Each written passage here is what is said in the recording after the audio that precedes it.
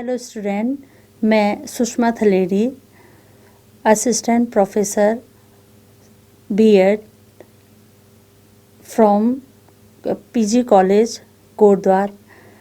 आज मैं आपको शिक्षा के साधन विषय पर लेक्चर दूंगी या इस विषय के बारे में हम विस्तृत बात करेंगे।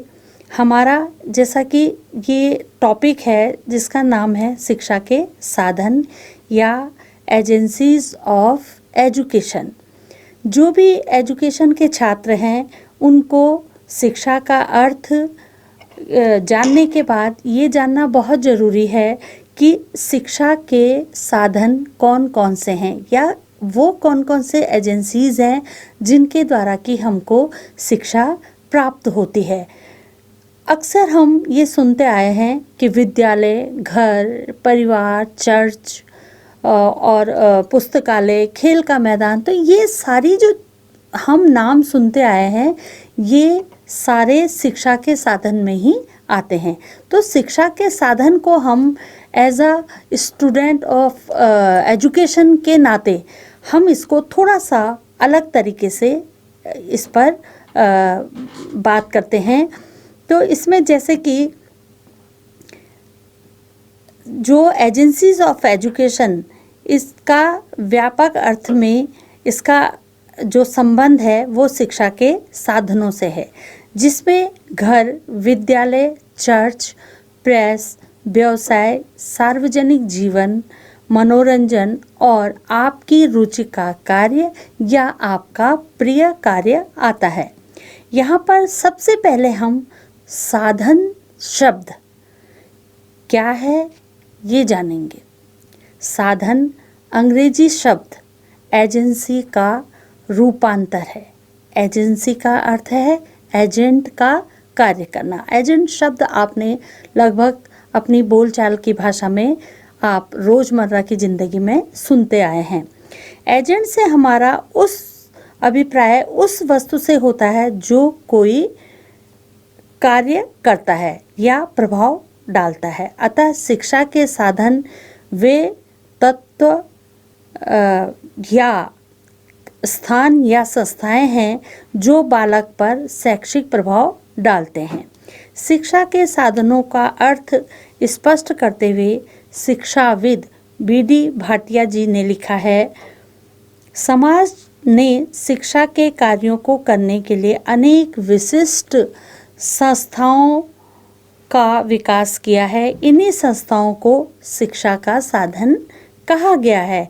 अर्थात समाज ने विभिन्न संस्थाएं बनाई हैं जो कि हमको शिक्षा देने का कार्य करती हैं। इसी तरह से एक और परिभाषा दी गई है, society has developed a number of specialised in institutions to carry out the functions of education. These institutions are known as the agencies of education.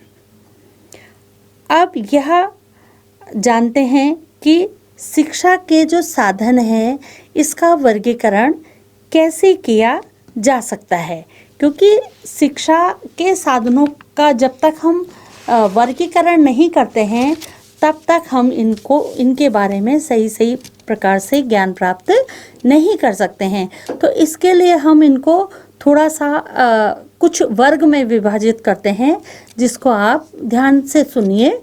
जैसे इसमें है प्रथम वर्ग, जिसको कहते हैं औपचारिक साधन। प्रथम वर्ग में हम औपचारिक साधन को रखते हैं या इसको फॉर्मल एजेंसीज ऑफ एजुकेशन भी कहा जाता है। दूसरा है अनौपचारिक साधन यानी इनफॉर्मल, अनौपचारिक यानी इनफॉर्मल एजेंसीज ऑफ एजुकेशन। तीसरा है निरौपचारिक साधन, जिसका अर्थ है non formal agencies of education. ये तो थे हमारे प्रथम वर्ग के साधन। अब इसी को हम दूसरे वर्ग में लेते हैं या द्वितीय वर्ग में देखते हैं, जिसमें आते हैं कि सक्रिय साधन। सक्रिय साधन यानी इसको कहेंगे active agencies, active agencies of education. दूसरा है निष्क्रिय साधन, पैसिव एजेंसीज ऑफ एजुकेशन। और इसी तरह से हम तीसरे वर्ग में देखते हैं कि शिक्षा के ये व्यावसायिक साधन हैं। इसको कहेंगे हम कमर्शियल एजेंसीज ऑफ एजुकेशन। और दूसरा है अव्यावसायिक साधन, जिसको कहेंगे non commercial agencies of education. तो इस तरीके से हमने इन साधनों की बात की। अब हम ये जानते हैं कि औपचारिक साधन जो है वो क्या है। औपचारिक साधनों को सर्वाधिक या सविधिक साधन भी कहा जाता है। सर्वाधिक इसलिए कि जो औपचारिक साधन है वो हमें हर जगह मिलते हैं। इसके अंतर्गत वे निर्मित साधन आते हैं जिनके उद्देश्य एवं कार्य क्षेत्र निश्चित होते हैं तथा जिनका एकमात्र उद्देश्य बालकों को या छात्र छात्राओं को शिक्षा प्रदान करना होता है। इस प्रकार के साधन में शिक्षक, छात्र, शिक्षण विधियाँ, समय, स्थान, परीक्षाएं एवं पूर्व नियोजित कार्यक्रम होते हैं। इनमें विद्यालय, पुस्तकालय, वाचनालय, संग्रहालय, क्रीड़ा के मैदान, कला कक्ष आदि आते हैं। ये जो औपचारिक साधन होते हैं, इनकी जो विशेषताएं हैं या गुण हैं वो इस प्रकार हैं। इन साधनों में पाठ्यक्रम आप जानते हो, पाठ्यक्रम से मतलब है कि स्कूल के अंदर होने वाले जो समस्त क्रियाकलाप होते हैं उसको वो पाठ्यक्रम के अंतर्गत आते हैं या पाठ्यक्रम के अंतर्गत रखे जाते हैं। इसी तरह से समय, शिक्षक, समय मतलब समय इसका स्कूल का, इन साधनों का जो समय होता है वो निश्चित होता है। जो भी हमारे औपचारिक साधन हैं उनका समय निश्चित होता है। उसमें शिक्षक भी निश्चित होते हैं और जो शिक्षार्थी होते हैं वो भी हर कक्षा में निश्चित संख्या में रखे जाते हैं।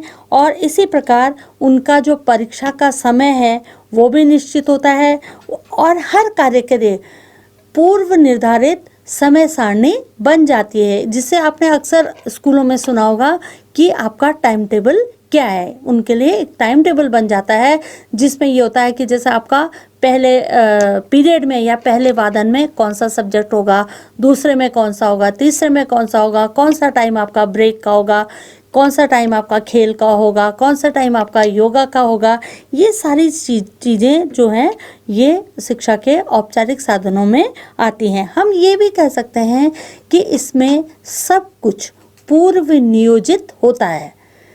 इसमें जो भी क्रियाकलाप होते हैं वो पहले से ही निश्चित होते हैं। आप सब लोग स्कूल से पढ़कर आए हो, कॉलेज में पढ़ रहे हो, तो आप देखते हो कि आपका जो एडमिशन होता है वो एक निश्चित टाइम पे होता है। आप की जो परीक्षाएं होती हैं वो भी निश्चित समय पे होती हैं। आपका जो भी क्रियाकलाप होता है वो पूर्व निर्धारित होता है और सुव्यवस्थित होता है। इसमें जो परीक्षा परिणाम निकलता है वो भी एक निर्धारित समय में निकलता है और आपको इसके लिए प्रमाण पत्र दिए जाते हैं। आपने हाई स्कूल पास कर लिया उसका प्रमाण पत्र दिया जाता है, इंटर पास कर लिया उसका प्रमाण पत्र दिया जाता है, बीए कर लिया उसका प्रमाण पत्र दिया जाता है, एमए कर रहे हैं, जो भी आप औपचारिक साधन से शिक्षा प्राप्त करते हैं उनमें सब कुछ ऑथेंटिक, वैधिक या प्रमाणिक होता है। उस सब के लिए पूर्व नियोजित कार्य प्रणाली बनी होती है और इसमें जो भी क्रियाएं होती हैं वो सुव्यवस्थित रूप से चलती रहती हैं। इन साधनों में लक्ष्य व कार्य क्षेत्र भी निश्चित होते हैं, जिसका कि मेन उद्देश्य होता है बालक का सर्वांगीण विकास करना और उसको विकास की दिशा में आगे बढ़ाना। इन साधनों के द्वारा समाज व राज्य ही नहीं बल्कि व्यक्ति भी अपने उद्देश्यों को प्राप्त करता है। इन साधनों के द्वारा समाज अपनी सांस्कृतिक धरोहर को सुरक्षित रखकर आने वाली पीढ़ी को हस्तांतरित करने या उसको विकसित करने में योगदान देता है। इसी तरह से अब हम शिक्षा के जो प्रथम वर्ग में दूसरा साधन है वो है अनौपचारिक साधन। अनौपचारिक साधन का अर्थ है कि इन्हें आवधिक साधन भी कहा जाता है। इसके अंतर्गत वे स्वाभाविक साधन आते हैं जिनके उद्देश्य बालकों को शिक्षा प्रदान करना नहीं होता, किंतु बालक ऐसे साधनों या संस्थाओं के संपर्क में आने के कारण स्वाभाविक रूप से शिक्षा ग्रहण कर लेता है। इस प्रकार के साधनों में पाठ्यक्रम, शिक्षक, शिक्षण विधियाँ, समय और स्थान निश्चित नहीं होता है, फिर भी ये बालकों के स्वभाव, व्यवहार एवं विकास पर अपना पूर्ण प्रभाव डालते हैं। इन साधनों के अंतर्गत घर, परिवार, धर्म, समुदाय, राज्य, रेडियो, टेलीविज़न, चलचित्र, समाचार पत्र, खेल के मैदान, युवकों का समूह आदि आते हैं।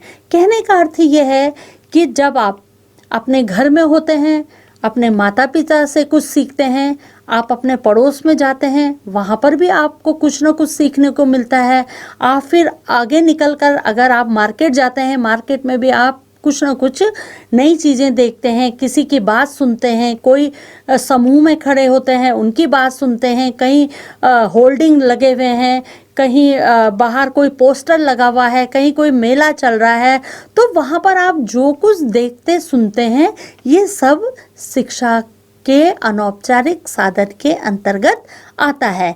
ये आपको ये नहीं कहता है कि आप यहाँ पर बैठकर इसको देखो, बल्कि आप चलते फिरते जो भी चीज़ें देखते हैं, जो भी चीज़ें ग्रहण करते हैं, जो भी चीज़ें सुनते हैं, उनको सुन करके आपके व्यवहार में कुछ न कुछ परिवर्तन होता है, या हम साधारण शब्दों में कह सकते हैं उनसे आप कुछ न कुछ नया सीख रहे होते हैं।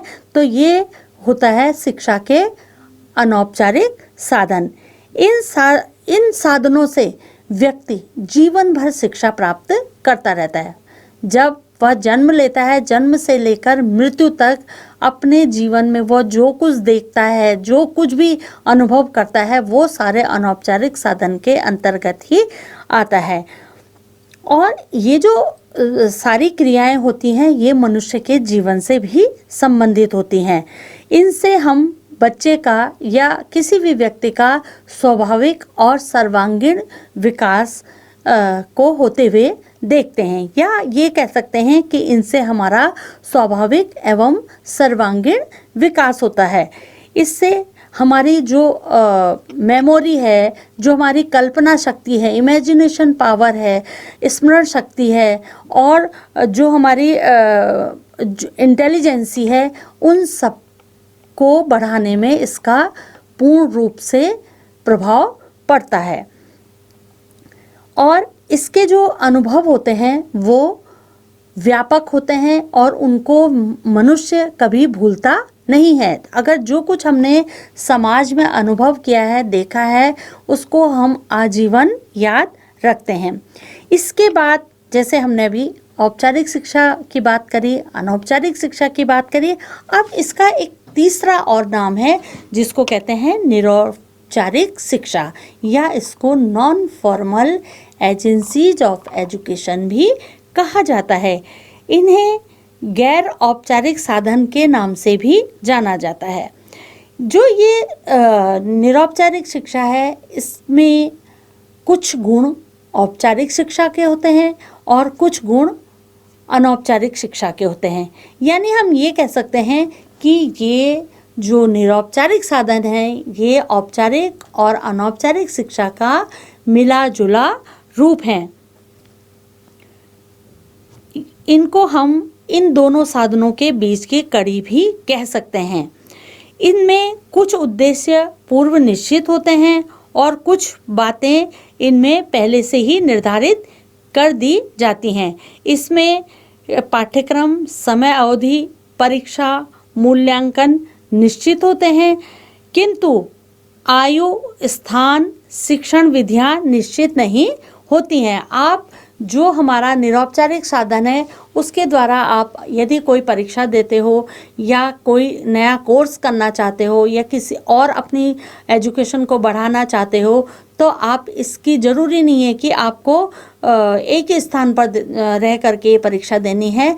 आप जहाँ पर आपको सुविधा है, जिस शहर में आप रहते हैं या जिस भी स्थान पर आप रहते हैं, वहाँ इसका कोई ना कोई केंद्र खुला होता है और आप अपनी सुविधा अनुसार अपने स्थान को चूज़ कर सकते हो, अपने स्थान को चुन सकते हो कि हमने ये परीक्षा कहाँ पर देनी है। ये लिखित माध्यम से भी शिक्षार्थियों के लिए उपलब्ध है और जो हम शिक्षा अपने औपचारिक साधन के रूप में प्राप्त नहीं कर पाए हैं किन्हीं कारणों से, लेकिन आगे हम पढ़ना चाहते हैं या हम कोई अपने किसी व्यवसाय की शिक्षा को और बढ़ाना चाहते हैं, तो वो हमें शिक्षा के जो निरौपचारिक साधन हैं उसके द्वारा हमें प्राप्त हो जाते हैं। इनमें विद्यालय, पुस्तकालय, वाचनालय, संग्रहालय जो म्यूज़ियम होते हैं और जो मनोरंजन के केंद्र हैं, व्यायामशाला हैं, धार्मिक संस्थाएं हैं, क्रीड़ा केंद्र हैं, कला और कक्षा आदि सभी कुछ आते हैं। इन जो ये निरौपचारिक शिक्षा है इसमें सब कुछ पूर्व निर्धारित होता है, पर यह उदार एवं स्वैच्छिक शिक्षा है। इस शिक्षा को हम ये भी कह सकते हैं कि ये मनुष्य के सुविधा के अनुसार बनाई हुई शिक्षा के साधन है। यानी व्यक्ति यदि शिक्षा प्राप्त करना चाहता है तो शिक्षा की पूरी सुविधा उसको निरौपचारिक साधन के द्वारा उपलब्ध करवाई जाती है। जैसे आपने डिस्टेंस एजुकेशन नाम सुना होगा, जो दूरवर्ती शिक्षा है, जिसमें इग्नू आता है और ओपन स्कूल आता है, और इस तरह की जो संस्थाएं हैं ये आपको जो निरौपचारिक शिक्षा है इसके बारे में पूर्ण तरह से परिचय करवाती हैं और आप विभिन्न प्रकार के कोर्स को इनके द्वारा कर सकते हो और आगे चल करके अपने जीवन में सक्षम बन सकते हो। जरूरी नहीं है कि आप अगर औपचारिक शिक्षा से वंचित रह गए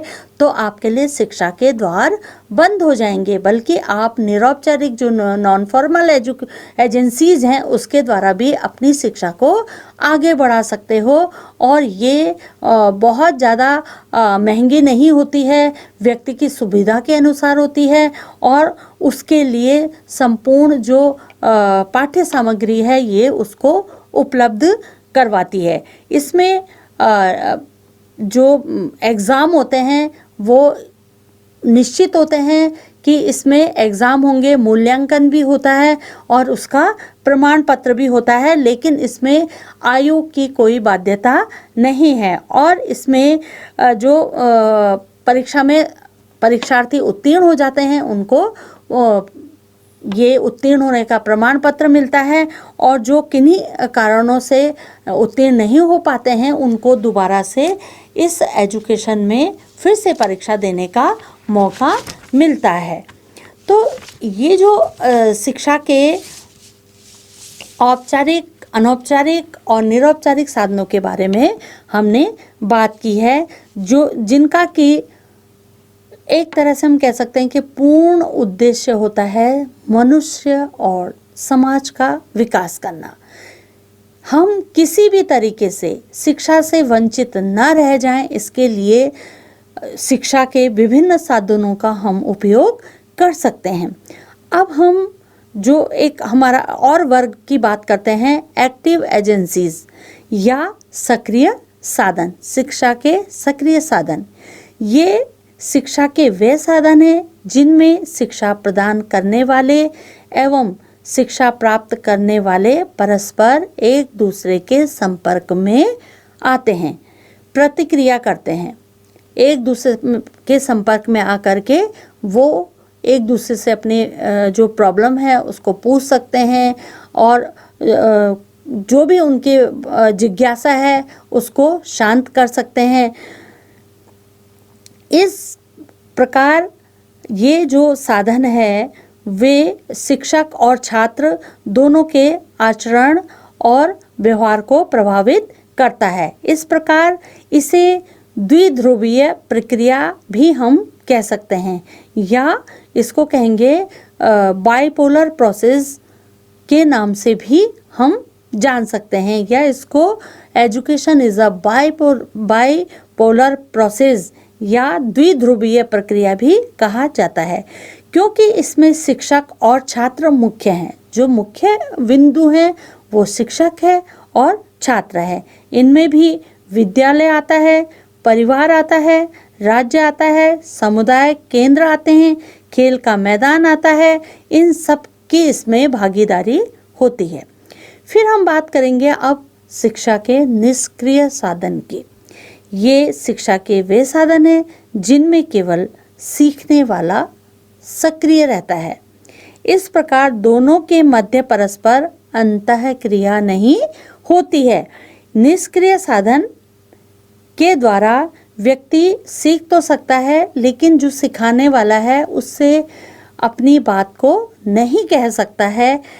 इसमें जैसे आप टीवी में कोई प्रोग्राम देख रहे हैं, या कोई नाटक देख रहे हैं, या कोई आप किसी का भाषण सुन रहे हैं, कोई गोष्ठी देख रहे हैं, तो आपके मन में जब उसमें जिज्ञासा उठती है तो आप उसको उसी समय उनसे नहीं पूछ सकते हैं। आप डायरेक्ट उनसे कांटेक्ट नहीं कर सकते हैं, केवल आप उनको सुनते हैं और उससे सीखते हैं। आप रेडियो पे कोई वार्ता सुन रहे हैं, रेडियो पे कोई कार्यक्रम सुन रहे हैं, आपको अच्छा लग रहा है, आप कोई नई बात सीख रहे हैं, लेकिन अगर उसके बारे में आप कोई और बात जानना चाहते हैं तो एकदम उसी समय उस व्यक्ति से आप इंटरेक्शन नहीं कर सकते हैं या उससे संवाद नहीं कर सकते हैं। इसलिए इनको शिक्षा के निष्क्रिय साधन के रूप में भी जाना जाता है।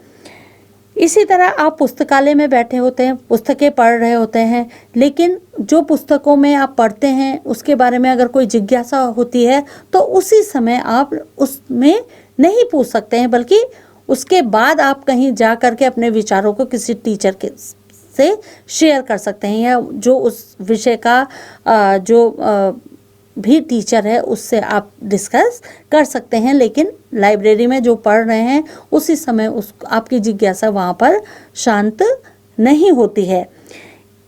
तो ये सब जो टीवी है, इंटरनेट है, ये सारे शिक्षा के निष्क्रिय साधन के रूप में जाने जाते हैं। और इसी तरह से है व्यावसायिक शिक्षा। व्यावसायिक शिक्षा हम सब जानते हैं कि व्यावसायिक शिक्षा हम सब के लिए, हमारे जीविकोपार्जन के लिए कितनी ज़रूरी है, क्योंकि व्यावसायिक शिक्षा में वे साधन आते हैं जो हमें किसी व्यवसाय के लिए तैयार करते हैं। ये जो व्यावसायिक शिक्षा है वो किसी प्रशिक्षित व्यक्ति के द्वारा हमको या सीखने वाले को प्रशिक्षण दिया जाता है, जिससे कि वो किसी एक व्यवसाय में दक्षता प्राप्त कर सकता है। तो इसमें भी आप जो व्यावसायिक साधन है ये आपके किसी इंस्टीट्यूट में जा कर के आप एडमिशन ले सकते हैं, या कभी कभी जो टीवी है, रेडियो है, पत्रिकाएं हैं, उसमें भी कुछ व्यावसायिक जानकारियां आप प्राप्त कर सकते हैं। और फिर इसके बाद आता है अव्यावसायिक, या इसको कहेंगे नॉन कमर्शियल साधन, जिनकी कि आप ये कह सकते हैं कि जो समाज में हम रहते हैं उसके हित में जितने भी मनोरंजक, ज्ञानवर्धक बातें और कुछ ऐसे समूह होते हैं जो कि समाज के कार्य के लिए बने हैं, दूसरे की सेवा के लिए बने हैं, वो भी बिना किसी व्यवसाय से संबंधित होकर के केवल मानव सेवा के लिए काम करते हैं, उनके द्वारा भी हम शिक्षित होते हैं। जैसे इसमें स्काउटिंग हो गया, गाइडिंग हो गया, रोवर्स रेंजर्स हो गया। तो ये चीज़ें कुछ मनोरंजन के साधन होते हैं जिनसे कि हमको ज्ञानवर्धक बातें सुनने को मिलती हैं, जो समाज सुधार की बातों पर बेस्ड होते हैं। तो ये सारी जो बातें हैं समाज कल्याण के लिए होती हैं। और आपने अक्सर सुना होगा समाज कल्याण केंद्र, जो कि सोसाइटी के बेनिफिट के लिए काम करते हैं। तो ये सारे जो संस्थाएं हैं ये non commercial agencies of education कहलाती हैं। जैसे कि अभी हमने सारे जो शिक्षा के साधन हैं उनकी बात की, लेकिन जो भी ये साधन है शिक्षा के औपचारिक साधन, उसमें सबसे जो मुख्य भूमिका है वो है विद्यालय की। प्रत्येक स्थान पर कुछ दूरी में विद्यालय स्थापित हैं और सभी समाज के जितने भी छात्र छात्राएं हैं या जो भी व्यक्ति हैं सब विद्यालयों से जुड़े हुए हैं। शायद ही समाज का कोई व्यक्ति, अब जहाँ तक कि शिक्षा का अधिकार अधिनियम आया उसके बाद सब शिक्षा का अधिकार सबके लिए एक कानून बन गया है, तो हम ये अपेक्षा कर सकते हैं कि कोई भी व्यक्ति अब शिक्षा से वंचित नहीं रहेगा। तो इसमें हम विद्यालय से इस प्रकार से जुड़े हैं कि विद्यालय के बिना किसी भी समाज की प्रगति की कल्पना करना एक बहुत ही असमंजस वाली बात हो सकती है। अतः हम कह सकते हैं कि विद्यालय किसी भी समाज की प्रगति का प्रमुख साधन है और इसको हम औपचारिक साधन के रूप में लेते हैं। विद्यालय शब्द विद्या धन आलय, ये विद्या और आलय के योग से बना है, जिसका अर्थ है विद्या का घर या ज्ञान का स्थान।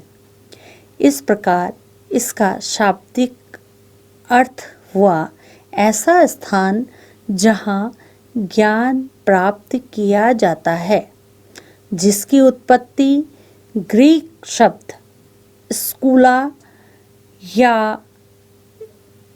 स्कूल से मानी जाती है। इसका अर्थ है अवकाश का समय या लेजर टाइम, अर्थात ऐसा स्थान जहां अवकाश के समय एकत्र होकर के ग्रीक के लोग वाद विवाद, खेल कूद, व्यवसाय या अन्य वार्तालाप करते थे और विभिन्न प्रकार के गुणों को सीखते थे या प्राप्त करते थे। प्राचीन समय में यूनान देश के युवक ऐसे स्थान पर अवकाश के समय एकत्रित होते थे जहां वह वाद विवाद, वार्तालाप, खेल कूद, व्यवसाय या युद्ध संबंधित गुण सीखते थे। धीरे धीरे ये स्थान उच्च शिक्षा के केंद्रों में परिवर्तित हो गए तथा एक शिक्षक किसी निश्चित योजना के अंतर्गत एक निश्चित पाठ्यक्रम को निश्चित समय के अंदर निश्चित विधियों के माध्यम से समाप्त करता है। इस प्रकार धीरे धीरे इनको आधुनिक समय में इस विद्यालय के रूप में जाने लगा और ये विद्यालय शब्द आज पूरी तरह से अस्तित्व में है। स्कूल समाज के आज अभिन्न अंग हैं, जिनकी स्थापना के पीछे मूल उद्देश्य यह है कि वह व्यक्ति में ऐसे गुणों व कौशल उत्पन्न करे जिससे समाज का सफल रूप से संचालन हो सके। हम सब जानते हैं कि स्कूल एक छोटा समाज का रूप है। वहाँ पर विभिन्न क्षेत्रों से बच्चे पढ़ने आते हैं और जो विभिन्न धर्म भाषाओं से संबंधित होते हैं, विभिन्न प्रकार के अपने घरों से संस्कार सीख कर के आते हैं और स्कूल में एकत्रित होकर एक साथ पढ़ते हैं, एक साथ रहते हैं, तो उनमें एक सामाजिक भावना का विकास होता है और यदि ये विकास उनका सही रूप से होता है तभी हम एक अच्छे समाज की कल्पना कर सकते हैं। शिक्षा प्रदान करने का संपूर्ण दायित्व विद्यालय का है, लेकिन विद्यालय का कर्तव्य शिक्षकों के माध्यम से उन प्रणालियों की खोज करना है जिससे कि हम विद्यालयों को और अधिक आकर्षण का केंद्र बना सकें। हम विद्यालयों में वो साधन उपलब्ध करा सकें बच्चों को जिससे कि उनका संपूर्ण विकास हो सके। वो खेल में भी आगे आएं, उनकी भाषा का विकास हो, उनकी जो सोच है वो विकसित हो, उनमें जो राष्ट्रीय भावना है, अंतर्राष्ट्रीय भावना है और अपने देश को आगे बढ़ाने की भावना है, ये विकसित हो। तो इसमें जो टीचर होते हैं उनका भी बहुत महत्वपूर्ण रोल होता है कि वो बच्चों के लिए कौन सी ऐसी टेक्निक अपनाएं या किन विधियों के द्वारा वो बच्चों में इन सारी भावनाओं को विकसित करें कि कैसे हम आगे बढ़ सकते हैं, कैसे देश के लिए हम कुछ कर सकते हैं और कैसे हम एक अच्छे वैज्ञानिक के रूप में आगे आ सकते हैं। ये सारी जो भावनाएं हैं ये हम विद्यालय से ये अपेक्षा करते हैं कि वो बच्चों में डालें। इसके लिए एक शिक्षक का कर्तव्य और अधिक बढ़ जाता है।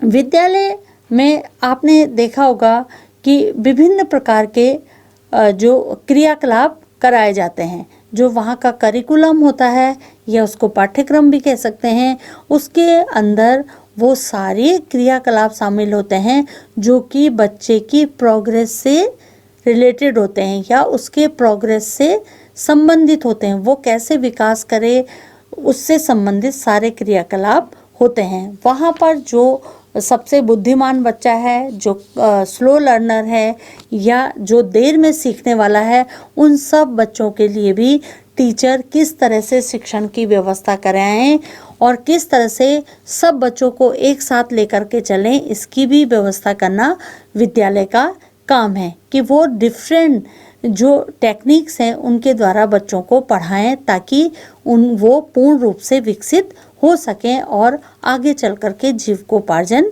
कर सकें, एक अच्छे नागरिक बन सकें और समाज को आगे लेकर के आ सकें। एक अच्छे वैज्ञानिक स्कूल से निकलें, एक अच्छा शिक्षक निकले, एक अच्छा डॉक्टर निकले, एक अच्छा इंजीनियर निकले। ये विद्यालय का दायित्व है कि वो इस प्रकार की शिक्षा बच्चों को प्रोवाइड कराए। अब हम देखते हैं कि विद्यालय की जो विशेषताएं हैं वो क्या क्या होनी चाहिए या है। जो भी विद्यालय होगा उसमें सबसे पहले तो जो उसका वातावरण है, हम देखते हैं कि जो विद्यालय बहुत खुले, जिसमें खुला प्रांगण होता है, हवा की अच्छी सुविधा होती है, क्लासरूम खुले हुए होते हैं, स्वच्छ जल पीने के लिए होता है और सभी तरह के पीने के पानी के साधन उपलब्ध होते हैं और बच्चों के लिए अगर उनको बीच में किसी बुक्स की आवश्यकता है या कोई अन्य सामग्री, पढ़ाई से संबंधित सामग्री की आवश्यकता है तो वो भी उनको वहीं पे प्रोवाइड हो जाए, ना कि उनको अलग से लेकर आना पड़े। और इसमें जो पूरा वातावरण हो वो इस प्रकार का हो कि बच्चा वहाँ पर फ्रस्ट्रेट ना हो या किसी प्रकार से वो संकोच महसूस न करे, वो अपनी समस्याओं को अपने टीचर तक ले जा सके, उनसे टॉक कर सके, उनसे अपनी वार्तालाप कर सके, अपनी समस्याओं को बता सके।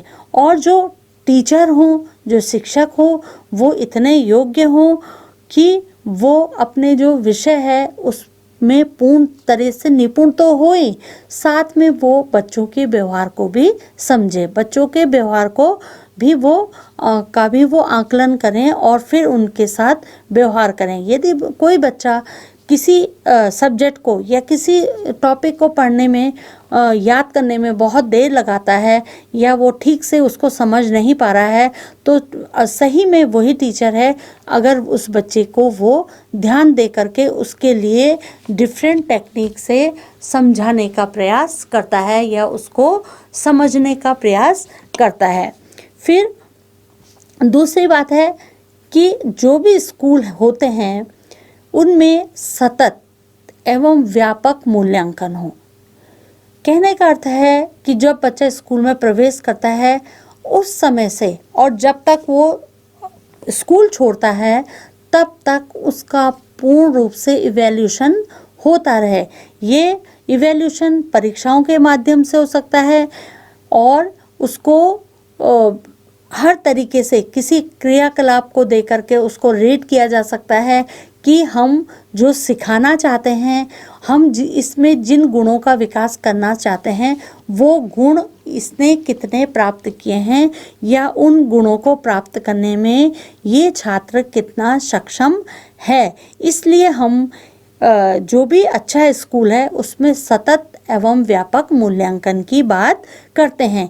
केवल ये नहीं कि हमने कुछ पढ़ा करके सीधे परीक्षा ले ली, बल्कि हमारा जो परीक्षा लेने का तरीका है वो भी इस प्रकार होना चाहिए कि हम जो टॉपिक पढ़ाते हैं उसको छोटे छोटे भागों में बांट करके हम बच्चे का कुछ दिनों के अंदर टेस्ट लें, और फिर जो जिस तरीके की छमाही या वार्षिक परीक्षाएं होती हैं, जब उसको हर टॉपिक को हम छोटे छोटे भागों में बांटकर उसके छोटे छोटे टेस्ट लेते रहेंगे तो उसको याद करने में आसानी होगी। फिर बच्चा जब एकदम से एग्ज़ाम आएंगे तो उस समय इरिटेट नहीं होगा या परेशान नहीं होगा। जैसे बोर्ड एग्ज़ाम से आपने देखा होगा, बच्चे उससे पहले बहुत अधिक तनाव में आ जाते हैं, तो उस जो स्थिति से बच्चों को ना गुजरना पड़े।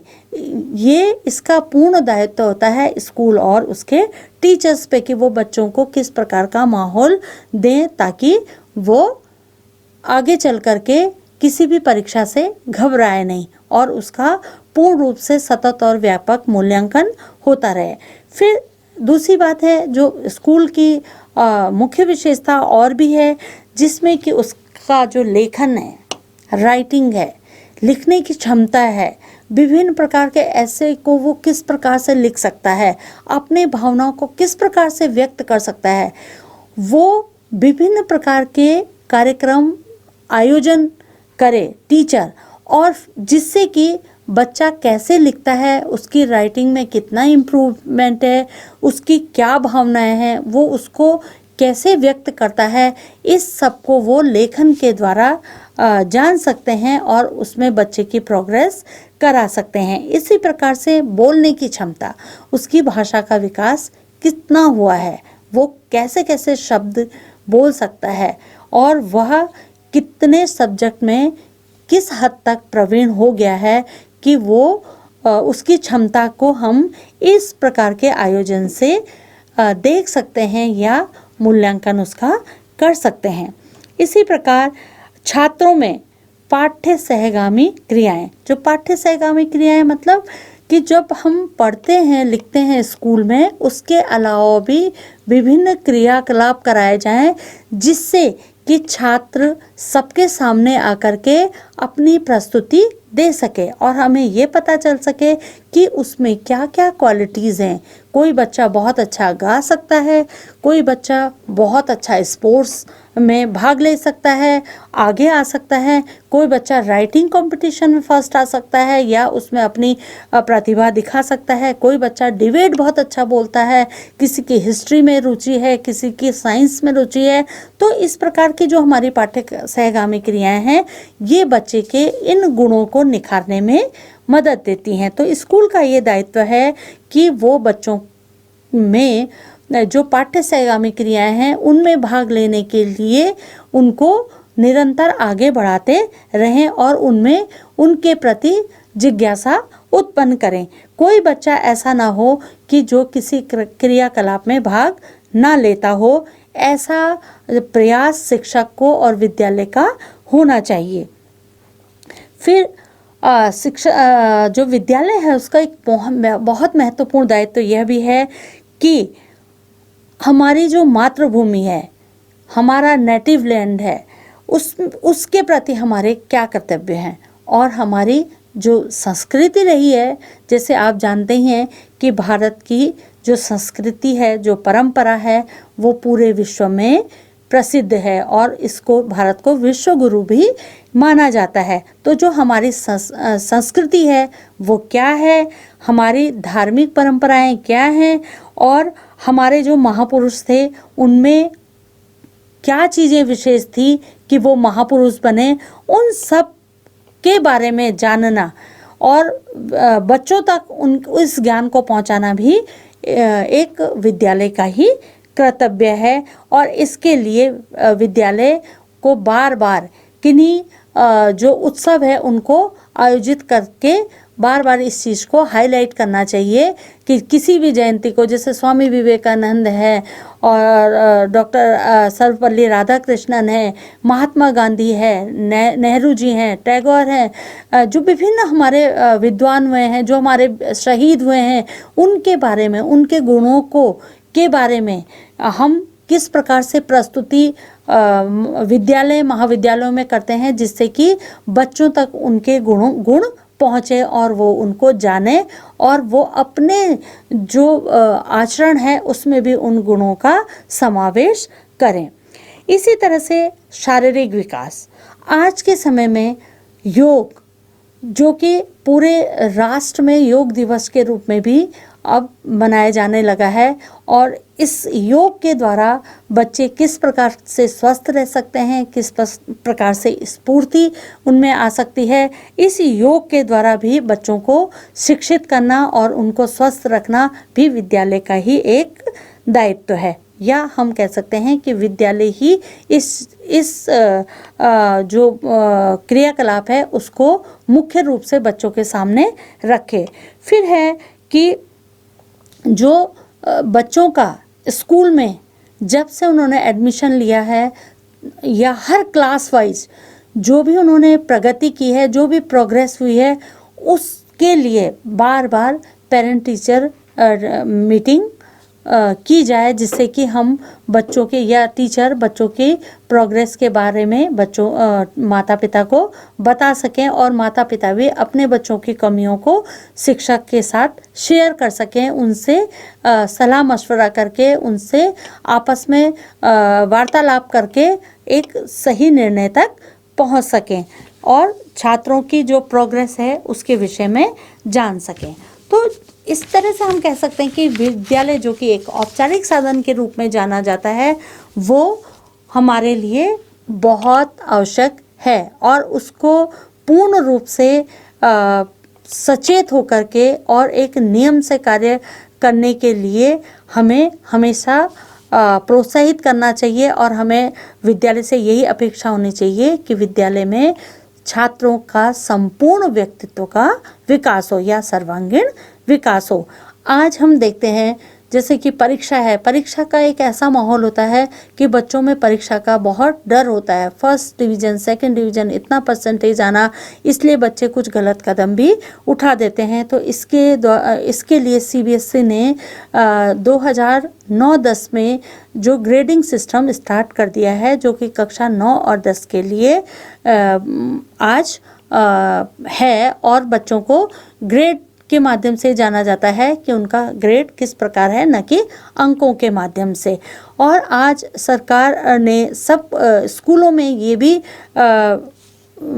योजना शुरू करने की बात की है कि हर स्कूल में स्मार्ट क्लास होनी चाहिए, जिससे कि बच्चे जो आज की टेक्निक है उसके बारे में जान सकें। कंप्यूटर, इंटरनेट, स्मार्ट क्लास के द्वारा वो सब जान सकें और सारी जो विश्व है उसकी जानकारी उन तक पहुंच सके। तो ये तो बात की हमने विद्यालय की। अब क्योंकि ये शिक्षा का औपचारिक साधनों में सबसे मुख्य साधन है, अब हम एक और बात करते हैं परिवार की। देखिए, परिवार के बिना मनुष्य की कल्पना करना बहुत असंभव है। हम सब किसी न किसी परिवार से बिलोंग करते हैं।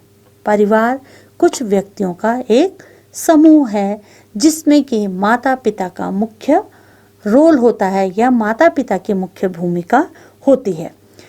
इस भूमिका में जो माँ होती है, माँ बच्चे की प्रथम शिक्षिका कही जाती है, क्योंकि बच्चा सबसे पहले जो भी सीखता है वो अपने माँ के संपर्क में आकर सीखता है। माँ के बाद फिर वो परिवार के अन्य सदस्यों के संपर्क में आता है। परिवार आत्म विकास, शारीरिक विकास, सांस्कृतिक विकास एवं सामाजिक विकास का केंद्र बिंदु है, या हम यह भी कह सकते हैं कि यह बालक के सर्वांगीण विकास की प्रथम सीढ़ी है, जिसमें मातृत्व, पारिवारिक स्नेह, परंपराएं, एक सीमित दायरा एवं मानव धर्म और सांस्कृतिक विरासत का संयोजन है। एक दायरा से मतलब है कि हमको क्या काम करने चाहिए और क्या नहीं करने चाहिए, क्या हमारे लिए अच्छा है और क्या हमारे लिए बुरा है। अच्छे और बुरे के बीच में अंतर कराना भी परिवार का कार्य है। वो बच्चे को जो भी सिखाएगा वो बच्चा आगे चल कर के समाज में उसी रूप से प्रकट करेगा।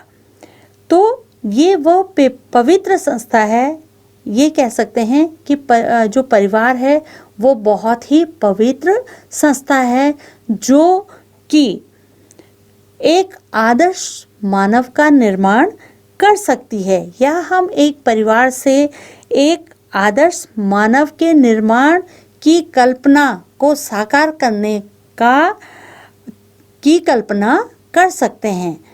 क्योंकि जो परिवार अपने बच्चे में सही संस्कार देगा, उनको अच्छे और बुरे में अंतर बताएगा और उसका मानव धर्म क्या है इसके बारे में सिखाएगा, निश्चित ही वो बच्चे आगे चल कर के एक अच्छे समाज का निर्माण कर सकते हैं। अतः हम कह सकते हैं कि विद्यालय, परिवार और ये समाज के जितने समूह हैं, इन सब का व्यक्तियों को या बच्चों को शिक्षित करने में अहम भूमिका है। इसीलिए आज हम इस जो हमने शिक्षा के साधन पे बात की है, उसके अंतर्गत हमने ये सारी चीज़ें जानी है कि ये जो विभिन्न संस्थाएं हैं, इनका समाज और व्यक्ति के विकास में क्या योगदान है। अर्थात हमने आज जो शिक्षा के साधन हैं उनके बारे में पूर्ण रूप से जानकारी प्राप्त की है, और मैं आशा करती हूँ कि आप शिक्षा के साधन के बारे में बहुत कुछ जान चुके होंगे।